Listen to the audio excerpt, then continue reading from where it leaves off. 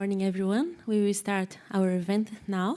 Thank you for coming, and thank you for those that are online watching us as well. I'm Cíntia Feitosa from the Institute for Climate and Society from Brazil. I'm here to moderate the panel that is organized by the Climate Observatory and Imaflora. The Climate Observatory is a network in Brazil that comprises more than 90 organizations, and Imaflora is one of its members. I am here I'm here today welcoming our officials from our government in Brazil.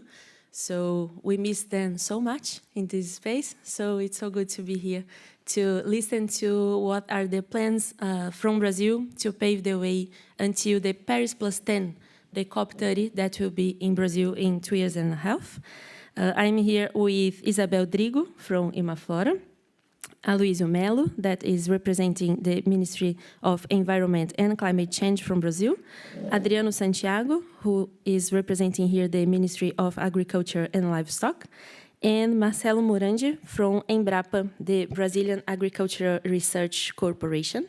So, as I said, we will discuss the role of Brazil in raising ambition in this process and leading by example till COP30, especially regarding land use and agriculture that, given the relevance of these sectors in the Brazilian emissions profile, that represents more than 70% of our emissions in Brazil, according to the most recent data from the SEG, that is the platform and methodology developed from the Observatory do Clima, the Climate Observatory in Brazil. And we will start with Isabel, that will present some data and reflections on solutions that are already in place and how they could be more ambitious, especially in the sector of agriculture and, of course, its relation with the process that we are seeing here. So 8 minutes each, and Isabel, please take the floor. Hi, thank you, Cynthia. So good morning, everyone. First of all, I also want to thank the Climate Observatory and the Climate and Society Institute for the partnership in this event and in the many other actions that we have been cooperating for so many years. I would also like to thank the representatives of the new federal government of Brazil here at this table. It's so good to be dialoguing again with public actors in our country. You have no idea, folks. Having said that, I will divide my talk into 2 blocks in order to provide some initial elements to the discussion. First, I'd like to talk about some progress in the direction of public policies and also some ongoing private actions, starting with good news. Second, I will highlight some issues we still face in Brazil in order to promote a more sustainable development. Then, start with improvements. Perhaps you all have known, but now we have our environmental agents acting again. Among the actions announced last week, we heard about increase in fines, embargoes, and other measures to tackle illegal deforestation, remote embargo enforcement in federal public areas, suspension of the environmental registry in indigenous land and conservation units. So, some good news talking about we have, again, command and control. Also, we have, again, a plan for prevention and control of deforestation in the legal Amazon. Of the 12 objectives, 5 objectives in this plan are related to environmental control. Actions like guarantee accountability for environmental crimes related to deforestation and forest degradation. In addition, actions to strengthen coordination with the states of legal Amazon in environmental control actions and full integration of data on authorizations, notifications, and embargoes. But this new plan has also other strategies that are of great relevance to speed the transformations we need. And now I am quoting. The plan brings regulatory and economic instruments also. One of them is to create, improve, and implement normative and economic instruments for deforestation control. Another point in this plan very, very relevant. Build the taxonomy of activities that integrate the mitigation and adaptation strategy for climate change in order to guide governmental and private activities. This is bringing together the Ministry of Economy, the Ministry of Trade, and the Ministry of Environment. Finally, the plan urges to carry out progressive alignment of rural credit to support the target of zero deforestation by 2030. Again, we see several ministries involved in this action. On the private side, analysis made by Imaflora showed that livestock intensification promotes a reduction of 86 to 88% in GHG emissions compared to extensive and degraded pasture.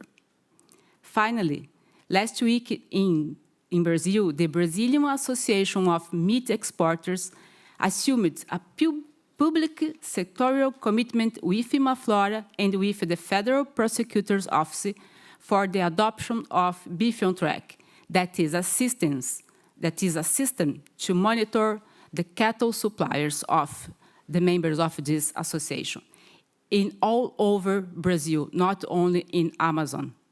So it includes Cerrado, the savanna region. Well, however, we have many challenges remains. At least I will talk about 4 highlights. The Amazon has more than 100 million hectares of undesignated public lands. In 2022, 30% of deforestation occurred in these areas. In the state of Amazonas and Rondônia, the deforestation in undesignated public lands is higher than in other areas of these states. Conversion of native vegetation of our Cerrado, our savanna lands, to other uses is still increasing.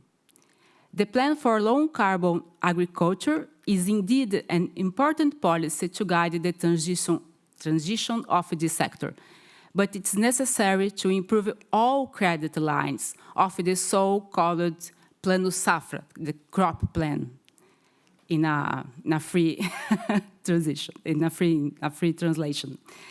This is the main instrument of rural credit policy that we have.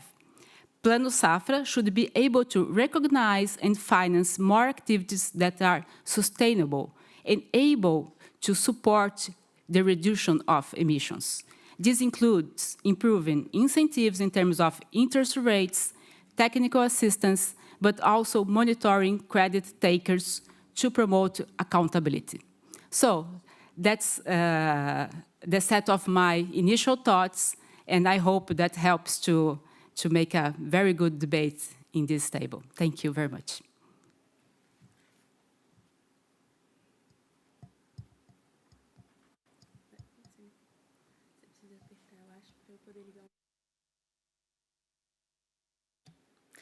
Thanks, Isabel, and thanks also for using your time and giving us some time to others. Now I pass it on to Adriano Santiago, who is here representing the Ministry of Agriculture and Livestock in Brazil. And so Adriano, I think will talk to us about how is the state of the current and some new programs in the government, their next steps, and also its correlation with the global stocktake and other ambition mechanisms that we are discussing here at this venue these 2 weeks. So thank you, and you have 8 minutes. Thank you very much, Cynthia. And I think Isabel put a bar in terms of time, very difficult to follow her, but I will try to do so. And good morning, colleagues who are attending this meeting in person, but of course we have the video, and I would like to say good morning, good afternoon, and good evening to those that are following the meeting in virtual format. But first of all, I would like also to thank the OC, the Imaflora, and the ICS for the invitation for participating in this event. I cannot start without saying that Brazil is back, as Cynthia and Isabel referred to. I'm very happy for being back and having this kind of conversation and dialogue here. I was thinking about the flyer that you put to the event, and I was thinking about how Brazil is gearing up for Paris Plus 10, and I need to admit that I was not thinking about that in 2025 we are achieving this very ephemeris and date, and it's very nice to think about we are 10 years from Paris, and of course without downgrading the Paris Agreement is a very important instrument to implement the convention. But I'd just like to remind, first of all, that the Paris Agreement is an instrument under the UNFCCC. And this is the reason that the Brazilian delegation used to say UNFCCC and its Kyoto Protocol and UNFCCC and its Paris Agreement, because we see those instruments helping to implement the convention. And talking about COP30 being hosted in Brazil in 2025, and we will achieve 10 years of Paris Agreement and 33 years of the convention. And I would like to note that the year of a new cycle of NDCs will be in 2025. So it's a very important milestone for the climate change regime. And thinking about the internal process, we will have the second phase of low carbon agriculture plan, the ABC plan. This is acronym in Portuguese for the low carbon agriculture plan. We will be in the middle of its implementation in 2025, because we had a first phase of the ABC plan from 2010 to 2020, and we have currently the new phase from 2020 until 2030. So in 2025, we'll be exactly in the middle. And so I try to touch upon some elements from the domestic perspective, and after that, in the international context, following the request by Cynthia, try to link the issues to the global stocktake. Well, as I said, the first phase of the low carbon agriculture plan was considered between 2010 and 2020. And I think Marcelo from Embrapa will consider the technologies involved in the plan more deeply. But I'd just like to remind that the initial target for the ABC plan was to have sustainable systems of productions in 35.5 million hectares. And this means potential of mitigation between 130 million of tons of CO2 equivalent and 160 million tons of CO2 equivalent. But in the end of the day, the ABC plan achieved more than 50 million hectares in these final results, with the adoption of sustainable production systems, resulting in more than 170 million tons of CO2 equivalent. So the plan overachieved all the targets that we put in the pre-2020. And the technologies we are talking about in ABC, and again, I think Marcelo will develop a little bit more on that: recovery of degraded pastures, crop, livestock, forestry systems, no-till farming system, reforestation, biological nitrogen fixation, animal waste treatment and management. The second phase of ABC plan that we are having now, a new approach was decided to be a basis of the plan, which is the integrated landscape approach. And I would like to make a link with the global stocktake, because in the global stocktake we are talking about integrated and holistic approach for the global stocktake, and I think the ABC plan has this pillar on integrated landscape approach. In Brazil, we used to say that it means that we are considering the technologies not only from the door side, from the farmers to entering the farmers, but we are talking about an integrated, holistic system, considering the ecosystems, the biomes, and the other elements, plus the reduction of emissions. And in this phase, in 2020, from 2020 and 2030, we are talking about to add 72 million hectares, considering new sustainable production systems. So in the first phase, the target was 35 million hectares. We achieved 50 million hectares, and now we are proposing 72 million hectares with the adoption of sustainable production systems, which means ambition. We are putting new ambitious targets for the agriculture sector. Of course, we are talking about internal policies in a national determined manner. I think Marcelo will talk about the Sharm el-Sheikh joint working group, which have the focus of discussions in adaptation. And talking about adaptation, the ABC Plan Plus for this period 2020 and 2030 brings a more focused discussion on adaptation. We had adaptation in the first phase in the ABC Plan, definitively, but now we have adaptation more strong in the second phase. And I must say that the targets in terms of mitigation of greenhouse gases is ambitious target. We are talking about 1 billion tons of CO2 equivalent being mitigated in the entire period from 2020 until 2030 using these sustainable production systems. And we are aggregating 2 new technologies for the second phase, sustainable livestock intensification and irrigation. We would like to call for your attention here because, as Isabel also stated, the ABC plan is in the top of the agenda of the Minister of Agriculture. Minister Carlos Fávaro is elevating the issue of sustainable production, upgrading ABC plan. And as Isabel said, we are talking about rural credit.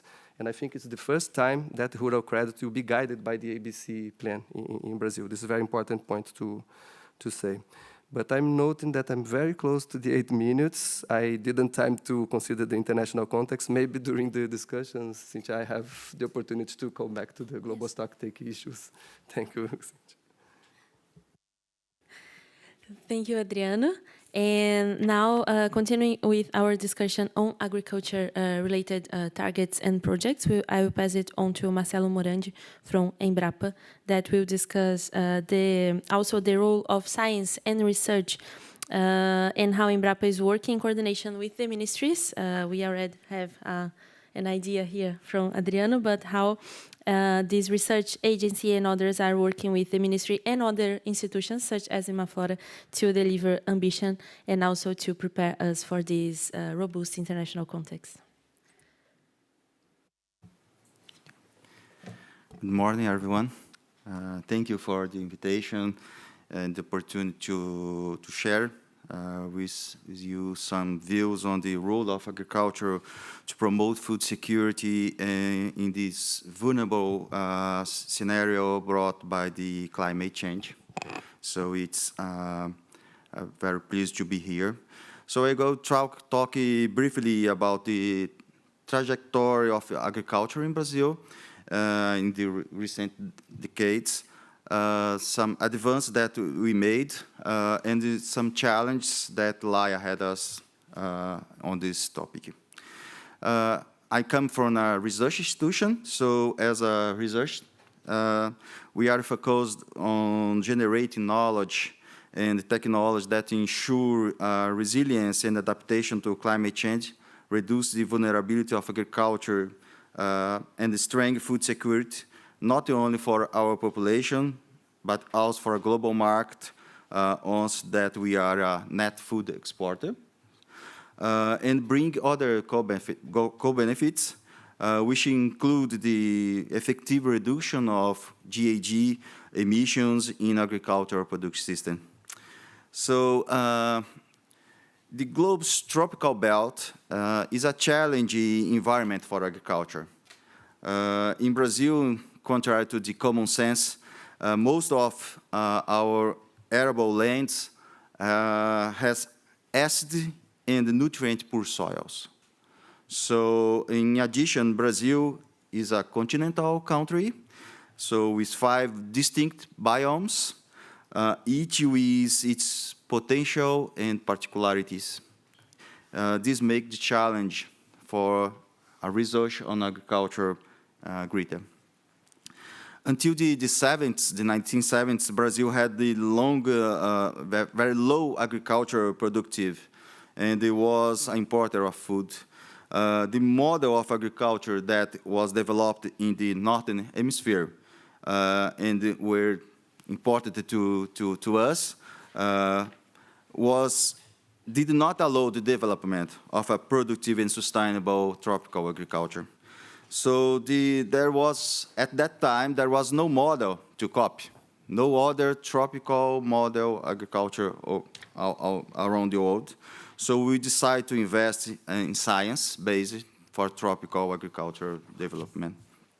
In these 5 decades, we was able to create a sustainable and competitive model of tropical agriculture, and based mainly on 3 pillars. The transformation of the acid and poor soils to fertile soils, yeah.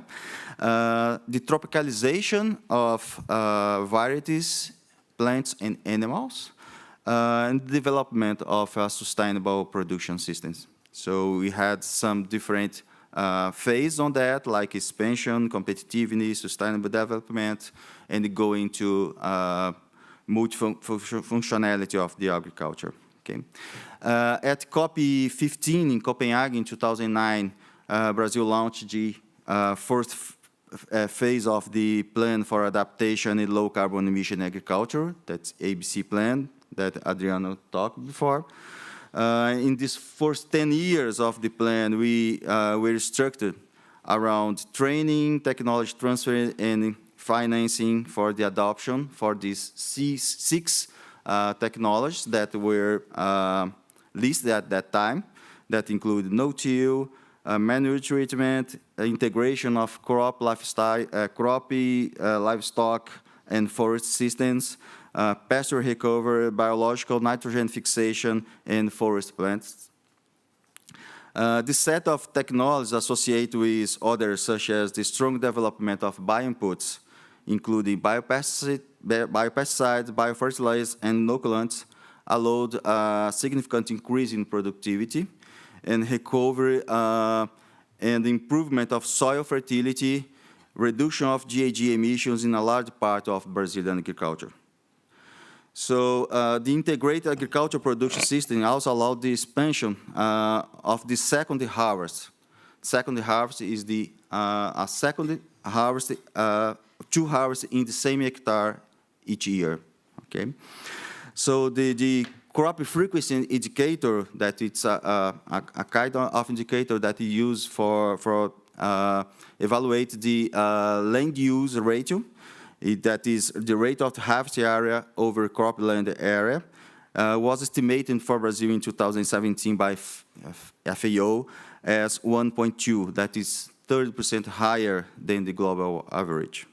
So, and now in this second ABC plan phase, as Adriano said, there's an improved concept for integrated landscape approach, foster the adoption and maintenance of sustainable systems, practices, products, and process, and the combination of adaptation and mitigation strategies.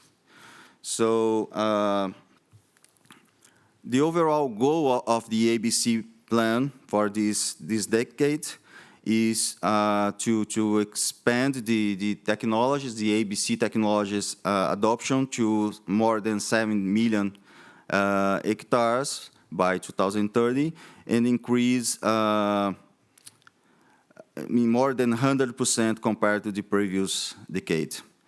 And the adaptation is considered a central element of the ABC, being one of the conceptual bases of which its action and global goals were founded. So the vulnerability of agriculture to climate change is increasingly important to talk. Increasing the adaptive capacity of the different agricultural production chains will not only allow for the maintenance of economic activity, but will also guarantee the global food security. And as a co-benefit of adopting the ABC plan technologies, the GAG emission reduction target is more than 1 gigaton of CO2 equivalent by 2030. In addition, Brazil has an important plan to enlarge the contribution of sustainable bioenergy in fulfilling national commitments to mitigate GHG emissions, that it's called RenovaBio, accelerate the transition from fossil fuels to biofuels. So we have a large fleet of flex fuel vehicles on Brazil that can be can use 100% ethanol or any other mix of ethanol and gasoline. And for this plan, by 2030, we have a target of reduction of 700 million tons of GHG. And so also having the co-benefits in generation of clean energy, by biomass and biogas, and integration with other production chains like animal feed and green industry like bioplastic and some others. There are also been significant advances in the development of knowledge and technology for fruit-growing, horticulture, agroforest systems, and ecological-based agriculture. So in Brazil, we believe that the way to solution is not in a single universal approach, but in the integration of different approaches for different circumstances, actors, types, and size of agriculture. In this way, we are committed to diversity and the coexistence of different models, each one occupying its place and making its contribution to food security, to the maintenance of biodiversity, and to reducing the vulnerability of agriculture to climate change.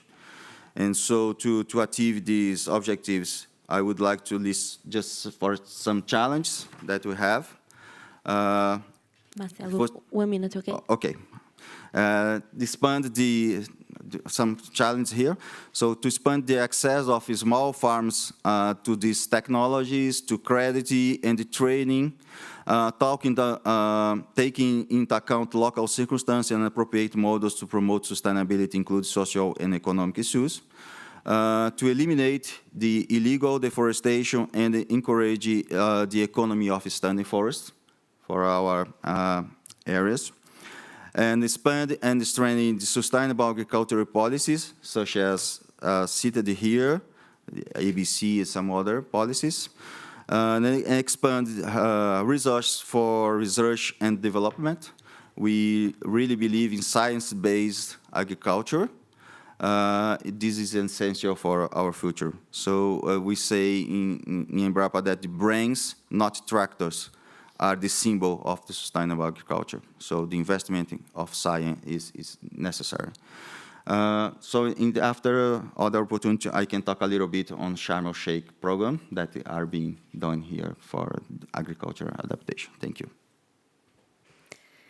Thank you, Marcelo. And finally, I'll pass it on to Aloysio, and who will talk to us about the new structure of governance, or the resumption of the climate governance in Brazil and some policies, but also new policies and new instances that will build our ambition for and how the expectations of the world is coming so fast and so high to Brazil for us to lead by example in the next 2 years and a half. So, Aloysio, thank you for coming. Thank you.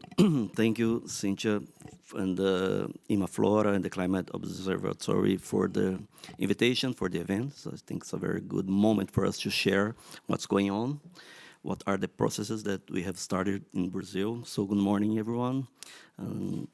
Well, I will give you this very brief overview about the innovations we have in the governance of the climate policy in Brazil from the perspective of Ministry of environment and climate change, what are the priorities and the processes to get to COP13, let's say, with a very positive and ambitious agenda. And some of you may have seen that last week,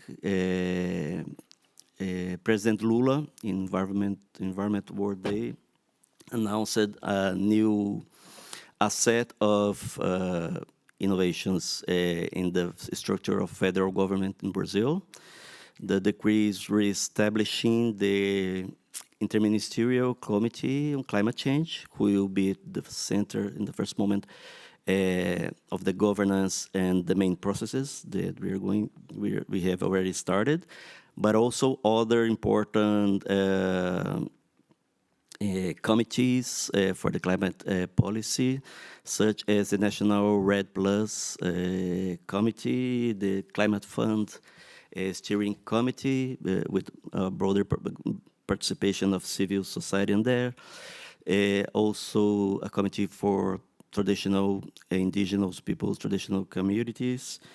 And also, President launched PPCDAN, which is the main strategy to reduce deforestation in the Amazon, after a process that started in January, February, with the review of the former plan, which was kind of abandoned in the last few years, bringing together all the agencies to build a new plan structured in around four main areas or axes.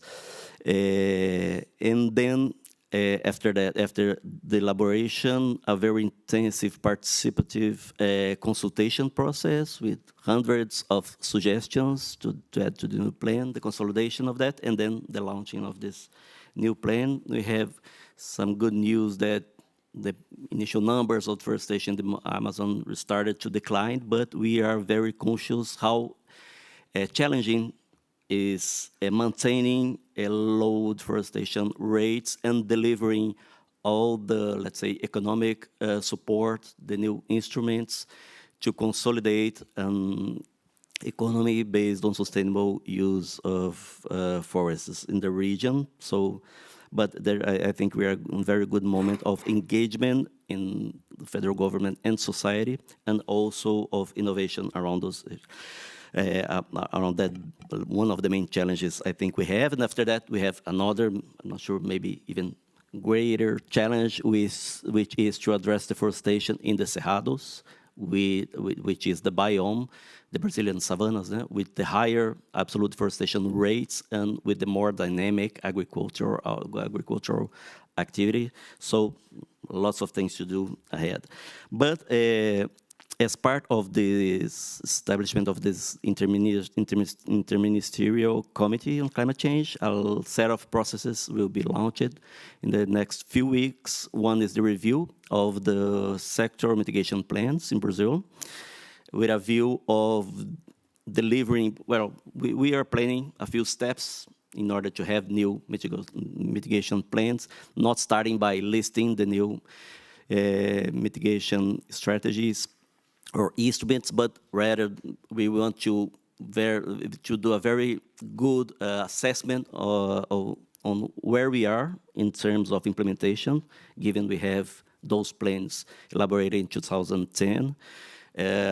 What have advanced, what not, the agricultural sector here, the ABC program mentioned by Adriano, well, were mentioned by everybody in this table. I think it's a very good case of a process of a plan, of a sector strategy that was developed back there in 2009, 2010. Karen is here. She was in the position I am now back then.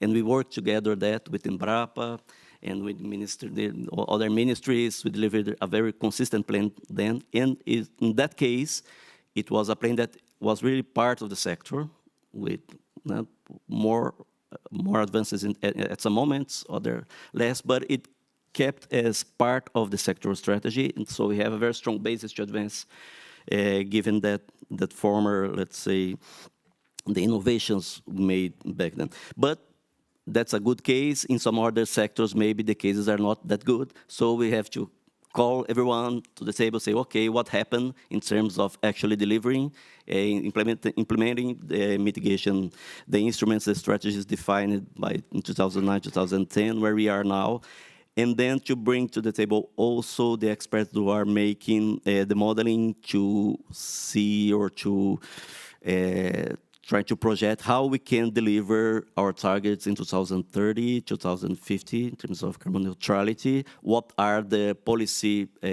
pathways that we have on the table? What are the costs, benefits involved? And then in this first, the assessment, the second moment to agree on what are the pathways to deliver the targets in these 2 points, 2013, 2015, and then to rebuild, to write again, or to what are the sectoral strategies in the main areas, energy, fuels, well, agriculture, I think is a very good position, but also transports, industry, and so on. So this is a process to build the new mitigation plans that we believe that by middle of 2000, next year, 2024, we will have a good set of ambitious sectoral plans as a basis of our new NDC. And probably Brazil will want to showcase, let's say, with a very good and ambitious, our NDC, I think, is already quite ambitious, but how ambitious countries can be by COP 13 in terms of their mitigation goals. So this is, I think, one of our main objectives in this process. Besides that, updating the National Adaptation Plan, a different process, very different from what we have in 2016, more open, with more direct participation of civil society, but also integrating the subnational levels. So it's also a very intensive, challenging process of having a more, let's say, dense, complete adaptation strategy for the country. And Minister Marina, our Secretary Antonio, everybody saying adaptation is a priority in Brazil. We cannot, let's say, we have to face the situation where a lot of people is already suffering the impacts in Brazil, mainly in marginal areas in the city, but also in agriculture, in many traditional communities. And so this is another, let's say, very important process to be started. Sorry, I can't stop my thing here. Well, 8 minutes already. So just to finish, so the National Adaptation Plan is another important process. And I think it's important to notice that other things or other very important initiatives are going on in Brazilian government. Under the Interministerial Committee, already also a working group on the green taxonomy for the Brazilian economy. We already started that work under the leadership of Minister of Finance. It will continue under this committee. We will also continue working on the regulation of the carbon markets. We had a lot of bills going on in the Congress. Then couple of months ago, we joined 10 different ministries in federal government to build a new proposal, a new text, let's say, for the bill in the Congress, a very comprehensive, I think, a consistent regulation to have a domestic carbon market, like a cap and trade system. Besides that, with a some basic guidelines for the consistency of carbon credits and the connection of the two systems. And the committee will continue working on the regulation of that. And I think a lot of things are going on. I would say we are very happy to be, let's say, participating in these in lots of dialogues inside government and with civil society. We are expecting that we will be able to advance quickly and to build the basis for a good, ambitious COP13 in 2.5 years. So thank you, Cynthia. Thank you, Aloysio. I need to repeat how good it is to have this table here and your participation and open dialogue with us. So now we will open to questions from the audience, 3 questions maybe, and then we can bring it back to the table.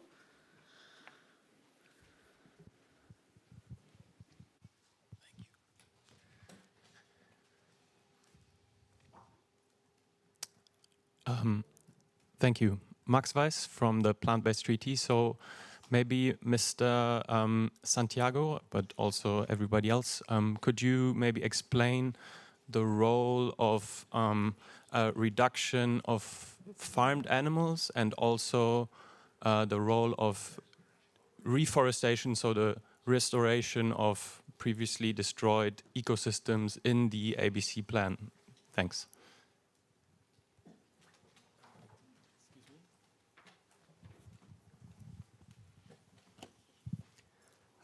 Hello, my name is Rodrigo Sluminski. I'm from La Clima in Brazil, Latin American Climate Lawyers Initiative. I thank you all for the presentation and to be here. Thank you, IX, for the organization. I would like to know first, how is the government aiming to include civil society in the overall planning for COP30?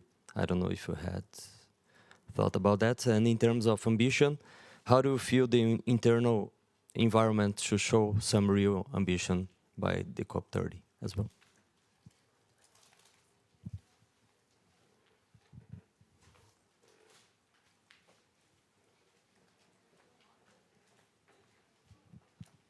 Yeah, thank you so much. Sabine Reinecke from University of Freiburg. Welcome back, I shall say, to this wonderful panel. I'm very happy that this event is about Brazil. It's a focus country for our research project also, which focuses a bit on how to possibly integrate more trees into systems. And I'd be really curious to learn also how with these new strategies, the new plans, something that Marcelo has mentioned earlier, integrated systems, agroforestry systems are a key cornerstone for the strategy ahead, but maybe hearing also from the other panelists in how far this is something that is a bit more concrete now, and that you're following, maybe also related to the restoration topic, whether these integrated on-farm approaches is something that would be fostered now.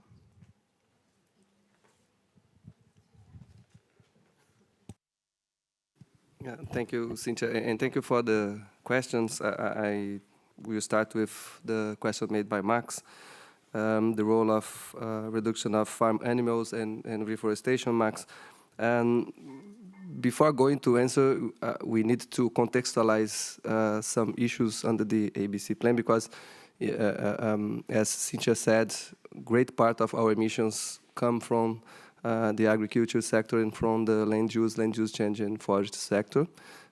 Although the global scenario is different because the IPCC is pointed out that in 2019 we had 80% of the global emissions coming from energy, industry, transport, buildings, and 20% coming from AFOLU, from agriculture and forest and other land uses. And this 20% in global terms, it's about agriculture and land use change and forest together. But in Brazil, we have a different matrix of emissions. And regarding the methane emissions, in Brazil, we have, in agriculture sector, the most of our greenhouse gas emissions coming from the enteric fermentation. So there is a need to consider this fact in order to build our public policies. Because of that, we are considering a new technology in ABC plan, which is the sustainable in livestock intensification. And regarding reforestation, unfortunately, in the first phase, the only sector that we were not able to achieve the targets was exactly the reforestation sector. We overachieved the targets, as I said before, but in reforestation now we have a very ambitious target, which is having reforestation in 4 million hectares. If I'm not wrong, I think it's in 4 million hectares regarding reforestation. And I'm afraid going so beyond on my time, but on the question made by Rodrigo regarding the civil society involvement in COP30, I think Aloysio could elaborate a little bit more on that, because the Minister of Environment and Climate Change, together with the Chief of Staff of Presidency, is in charge of that, of course, with Minister of External Relations. But definitively we are seeing now in this session in the SCBs, more great participation coming from our civil society, and we are coming back to the old years on that, but I will stop here on that point. But I'd just like to say something about international ambition by COP30. And I had not time to do so in my first intervention. I concentrated my intervention on the national perspective. I just like to have the advantage on the question, Rodrigo, and talk a little bit on the international context and how we are seeing the ambition in the international negotiations, linking with the global stock take, and Cynthia invited me to talk about it. We think that, as I said, we have a very important milestone in the COP in Brazil, because in 2025 we are starting the new cycle of NDCs. And in the Brazil's view, since Paris, when we negotiated the Article 14 on global stock take, and after that, until 2018, when we negotiated the regulation of the global stock take in the Katowice decision on the global stock take, in our view, the global stock take will provide a collective information. We see the global stock take as a no point finger in any country, but we hope to have a robust outcome from the global stock take with stock take and implementation of Paris Agreement. After that, we can put these outcomes in our baggage when we are leaving the COP in Dubai and coming to our homes. And in our homes, coming back to the importance of having the discussion of the civil society, with these results in hands, we can talk in Brazil with our civil society, private sector, academy, NGOs, saying, okay, the world has this kind of gaps of implementation of the Paris Agreement, what we can do to solve these problems, and how we can propose ambitious NDC, which is fairness and ambition, regarding our position in this collective exercise. But I would like to say a lot of more on that, but I will stop here in terms of saving time.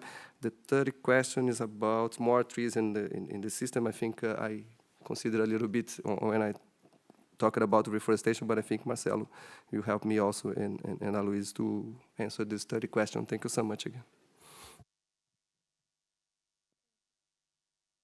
Well, I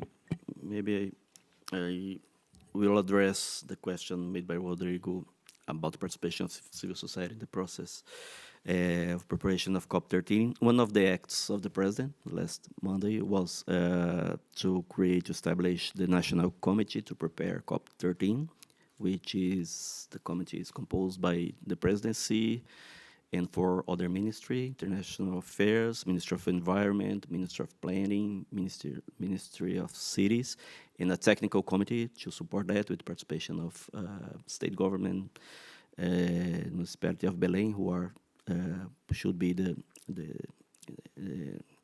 city that will be hosting COP13. So this committee will prepare, let's say, will follow the process until the confirmation, and to continue preparing the event. It's part of the decree stating that committee says that a lot of consultations, dialogue with civil society will be coordinated under that committee. So I think we will have an agenda on that. In terms of the contents, the thematic approach to the COP13, that will be coordinated by the Ministry of International Affairs.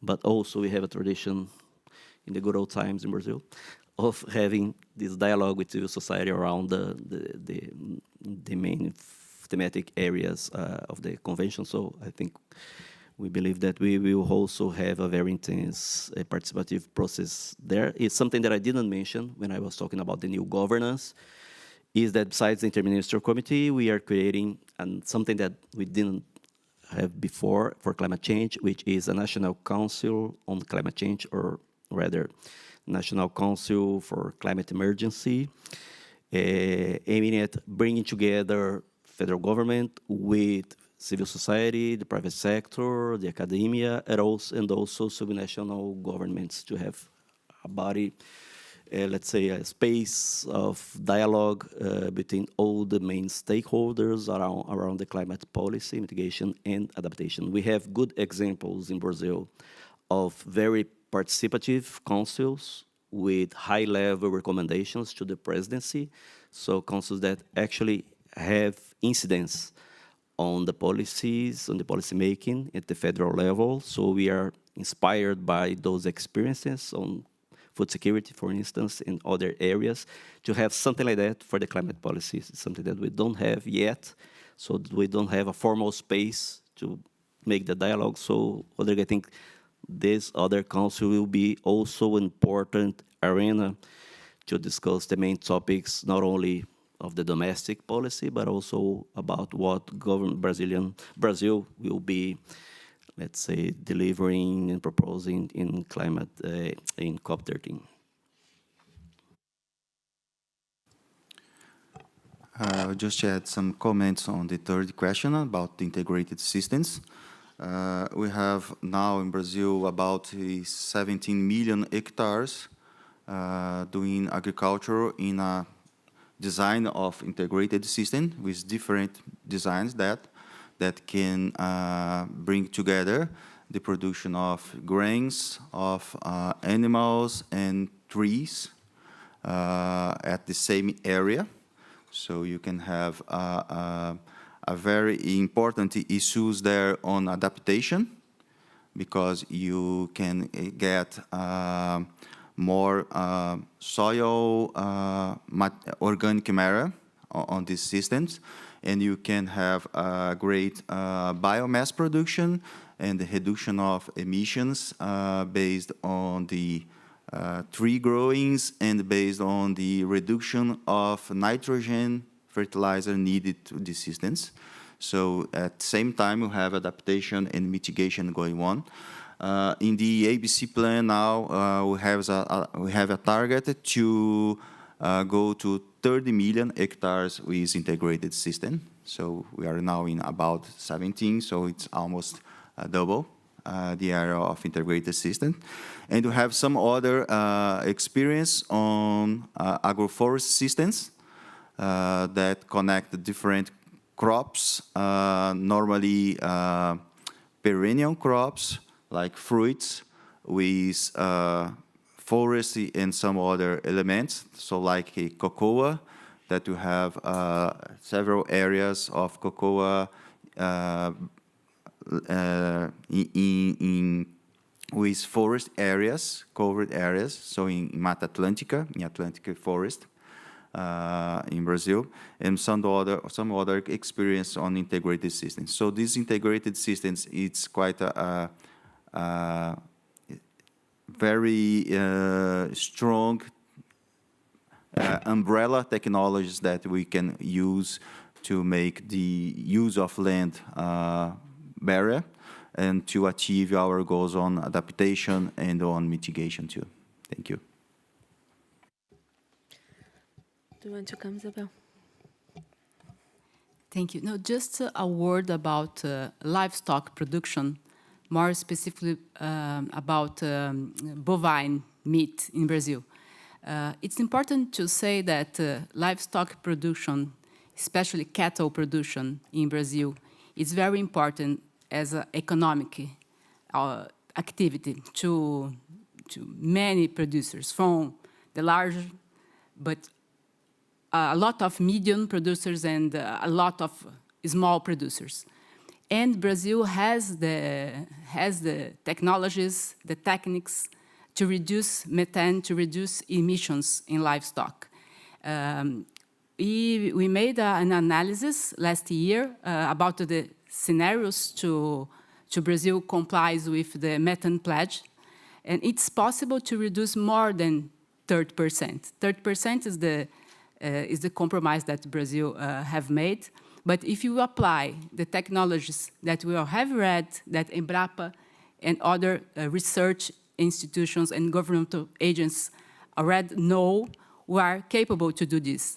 The problem is the capacity to scaling up this implementation.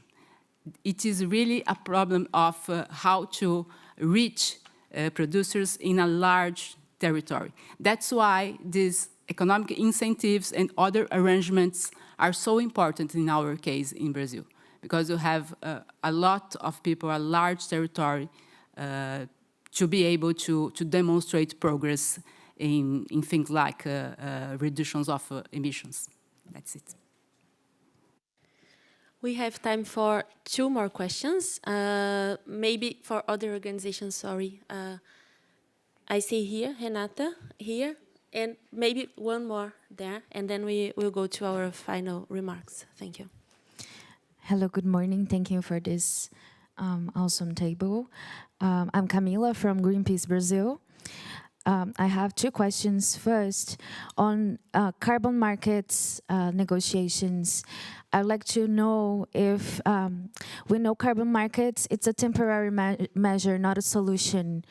I would like to know and to hear a little bit more on if there is like a time framing for it to end, because it's not a solution.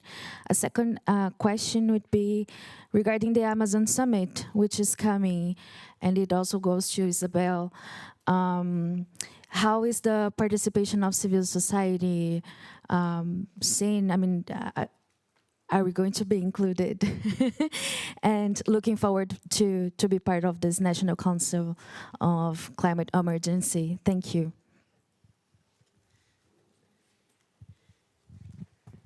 Yes, good morning. I'm Susanne Ehlerding. I'm with Tagesspiegel in Berlin. We report on agricultural issues in a special product I'm working for. So I have a question on the Mercosur EU deal. So it seems like it might be not happening, I don't know. But is it true that on the European side, it's like the industry pushing for it, like automobile industry, whereas from the Brazilian side, it's more the agricultural sector pushing for an accord? And what is your take on, is this a good treaty? Is it good for Brazil? What do you think about it?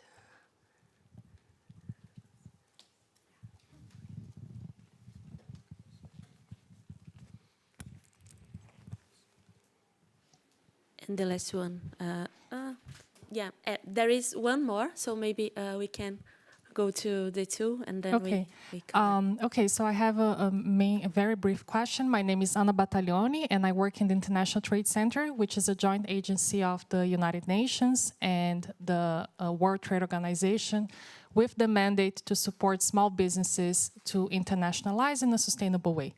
My question is mainly about sustainable business models, because I think as part of the different discussions we heard, what came to my mind is like, what would be the role of the bioeconomy, the social biodiversity, or businesses based on sustainable management of forestry-based products.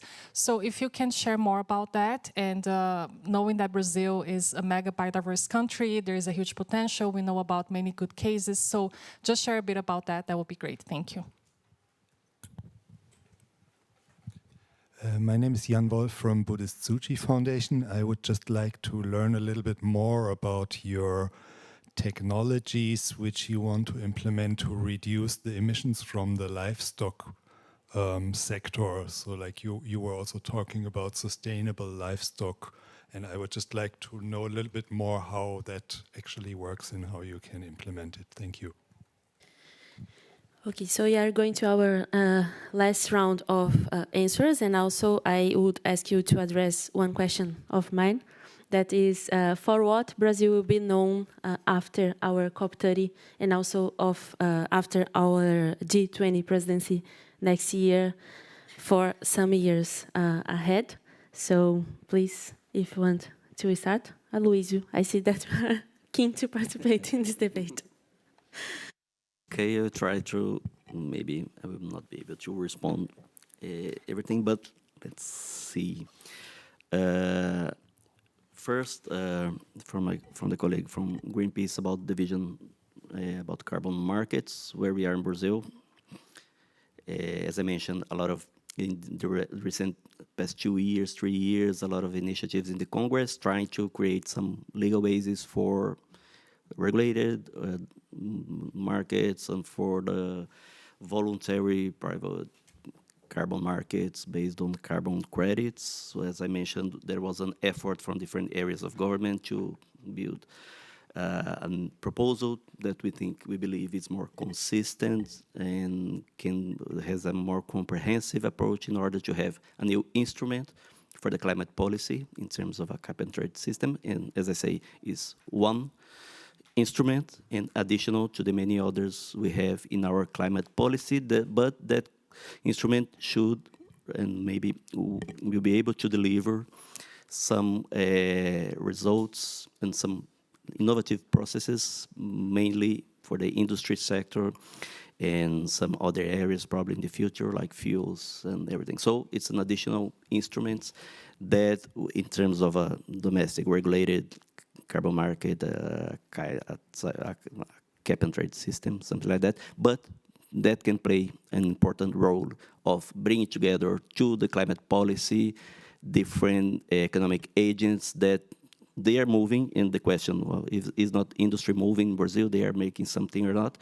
Maybe we don't have, let's say, strong policy instruments, but Brazilian industry, the private sector, is moving, is very innovative in many of the areas of the industry. They are always showing what the improvements they made, how they are less carbon intensive than many other countries. So they are acting on that from the perspective of from the initiative of companies and the private sector organizations. But we want that to be part of the policy, and the cap and trade system is something that is able to deliver a mitigation target very clear in the short period. And I think can be an important driver to bring all those economic actors to the same agenda and to be part to deliver a part of our mitigation result, not the main one, since we have deforestation, since we have agriculture before the energy, but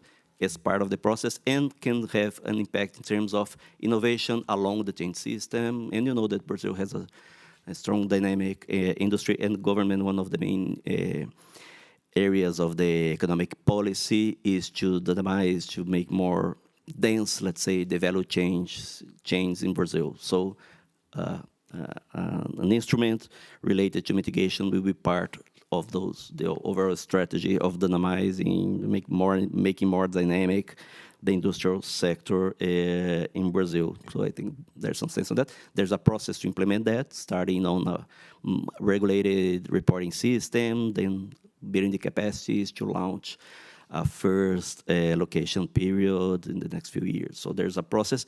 I would not be able to say when will it end, but maybe in the next few years it will start as a cap and trade system. So there's important innovation, as I said, but one instrument, no silver bullet there, but I think we are making a more, integrating something important in our climate policy if we do that. So this is the main question. I will not, be able to talk about the participation of civil society in the event in the Amazon Chamber. I'm not updated on that.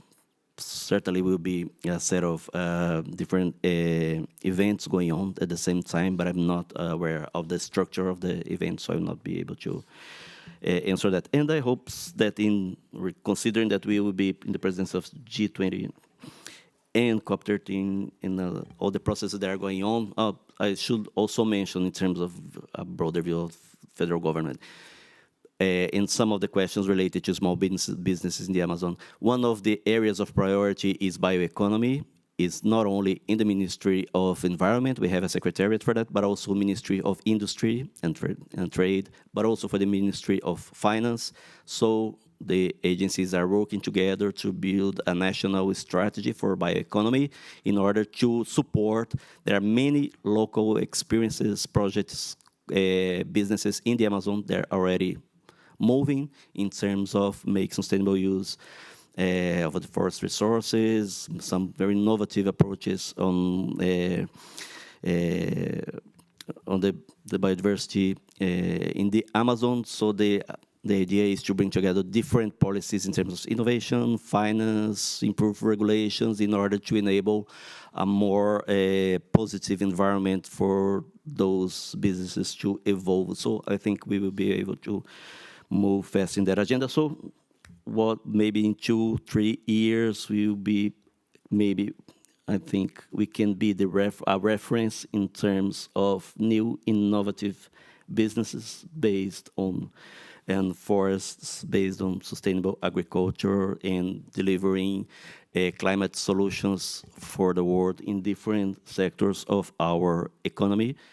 And besides that, Brazil must be a reference in terms of an ambitious climate action connected to development policies, economic policies, and social policies in order to address most of the challenges we have in our economic and social agenda. Adaptation is also important for that because adaptation is about reducing vulnerabilities, addressing social inequities. So I think we will be able to show that it's possible to move towards a more resilient and low carbon economy and society by 2025. Thanks, Aloysio. And please, 3 minutes each for the final remarks and answers if possible.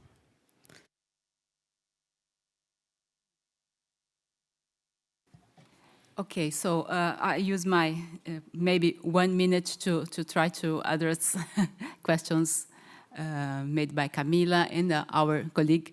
Camila, I don't have also all the information about the civil society participation in this space in detail, but I can see that we have a better moment to participate. We have these open dialogues with government and civil society is working together to have seats and voice in all this space. So we are back also in other format. Very quickly about sustainable livestock, I would say that there are different approaches. So we can think about from organic production to more sustainable models. But what's important, we have some, and Marcelo is the best person to talk about this, but we have some main characteristics.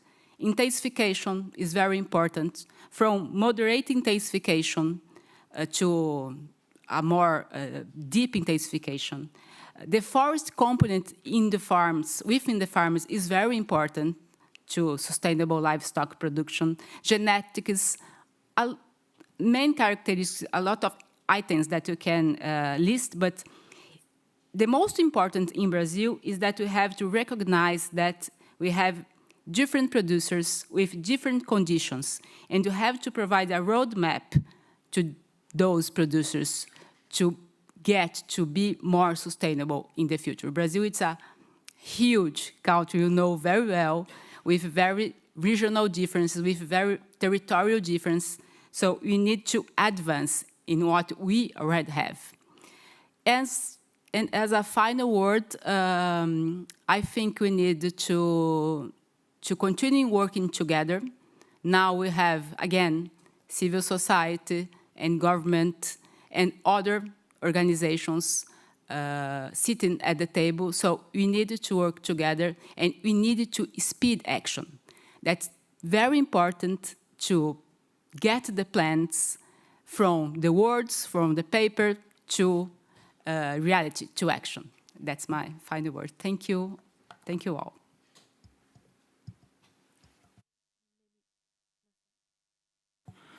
Okay, I'll just give some words on. After here, you can talk about a little bit more about technologies, if you want, for livestock or for some other integrated systems.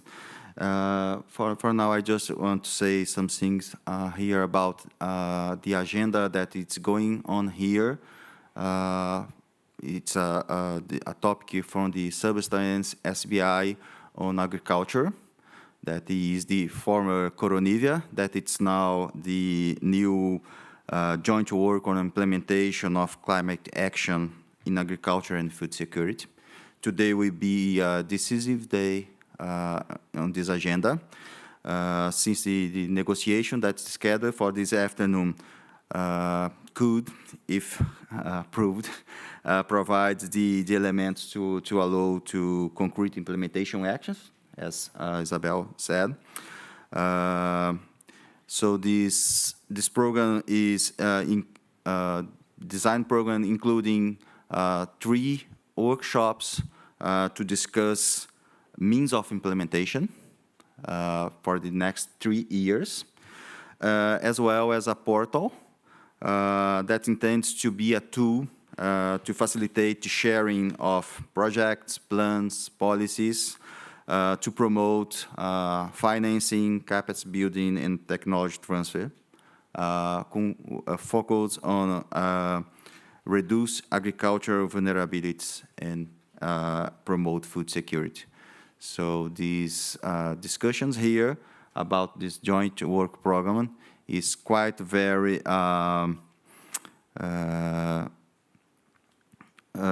increasingly important topic for our future on adaptation of agriculture, that it's quite very important for Brazil and for other countries too, and global security. Thank you. Thank you, Cynthia. Yes, starting on the question on the sustainable livestock intensification, I think Isabel and Marcelo had taken this very well. I don't have anything to add, but I just like to take the opportunity on the question to remind that we had a lot of other sustainable production systems in the ABC with dialogues with livestock. We have the recovery of degraded pastures. We have the crop livestock forestry systems. No-till farming systems. We have the possibility to use I cannot remember the name in English, but the foraging from the no-till farming system could be used to feed the livestock. So we have a lot of, and of course, animal waste treatment and management. But it would be a pleasure to have a conversation after the meeting. And if I'm not able to cover all the questions, please let's talk until the end of this week. And regarding Mercosur and European Union deal, of course, this is a very important deal for Brazil. We continue very deep involved in the negotiations, and it's a negotiation. We need to try to avoid some kind of elements being imposed. We need to negotiate those elements, but definitely it would be very important in terms of bringing the enhancement of climate change policies in Brazil. But we could develop a little bit more after the meeting. And the role of small business, thank you very much for the question, because sometimes you have farmers and producers doing sustainable production in Brazil, doing the technologies in ABC, but they don't know that they are doing ABC technology. So we need to make a capacity building, tech transfer, means of implementation to support the small business as well. And finally, regarding the very interesting question put by Cynthia about the future, I'd just like to say that in terms of ambition, the Brazilian government is engaged in increase the ambitions in the mitigation side, but of course we need to call for increase of ambitions from our counterparts in terms of means of implementation and support. Because in our view, again, going back to the global stock take, we think that we need to recognize the implementation gaps in Paris Agreement. We have a lot of implementation gaps, but we need to have the identification of commitments, of means of implementation and support to fulfill those gaps. And I'm saying that with a no defensive perspective. In our view, we need to be ambitious in all of elements of the Paris Agreement, but consider one very important point, because Aloysio referred to food security. And he needed to remind that under the Article 2.1 of Paris Agreement, we have a target in terms of temperature, we have a target in terms of adaptation, and one target in terms of financial flows. Some developed countries are trying to be very creative on how to consider these financial flows, and sometimes they said that Article 9.5 of Paris Agreement on finance is not a goal, it's a means to achieve goals, but we have a different perspective. We have a goal on finance very clear in the article. But with a positive message, I just like to say what the Brazilian delegation is saying in the Global Stock Take on behalf of Argentina, Brazil, and Uruguay. In our view, we need to work not only in the Global Stock Take, but in the entire process of climate change based on 3 pillars: empathy, solidarity, and trust. We are repeating this. This is very important to us, and it's not words on the wind. We need to build this in concrete terms. We think that we have the possibility, and having Brazil as G20, as COP presidents in COP30, we have this very huge challenge in front of us, but we have the opportunity to make this real. And I would like to add one more element that Saudi Arabia put in the roundtable on the integrated and holistic approach in the technical dialogues of the Global Stocktake. She, on behalf of LMDCs, he talked about reconciliation. We need to try to find a way to avoid the polarized positions between developed and developing countries. I think reconciliation would be a very good word and one of the important pillars that we have in front of us, Cynthia. Thank you so much. Thanks everyone for coming. We are very much looking forward to the plenary today to see if the agenda is adopted and how we will create empathy, solidarity, trust, reconciliation, and a future for all of us. Thanks so much.